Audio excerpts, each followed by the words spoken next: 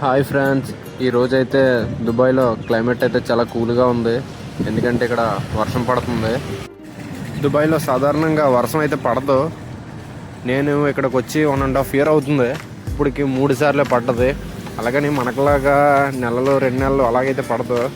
పడితే ఒక రోజులో 1 గంట అలా పడుతుంది. ఈ రోజైతే 10 minutes పడ్డది. ఈ 10 minutesలోనే రోడ్లు మొత్తం ఫుల్ అయిపోయి ఇక్కడ వాటర్ సాధారణంగా భూమిలోకి అయితే ఎంకదు మన ఇండియా లాగా.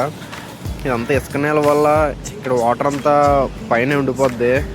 దీనివల్ల 10 నిమిషాలే వర్షం పడినా కూడా ఏదో 2 రోజులు 3 రోజులు వర్షం పడినట్టు అయితే ఉంటుంది. ఇక్కడ ఒక అతను అయితే ఫుల్గా డ్రింక్ చేసి ట్రాఫిక్ పోలీసులు చేయవలసిన విధులన్నీ ఇతనే నిర్వహిస్తున్నాడు.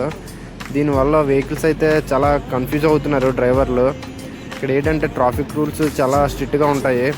దానివల్ల ఎవరైనా రోడ్డు మీదకి వస్తే ఆటోమేటిక్గా వెహికల్స్ అన్నది స్టాప్ చేసేస్తారు. ఇతను రోడ్డు మీద ఉండి ఏదో కంట్రోల్ చేసే ప్రాసెస్లో ఉన్నాడు, కానీ దీనివల్ల డ్రైవర్లు అయితే కొద్దిగా టెన్షన్ పడతారు.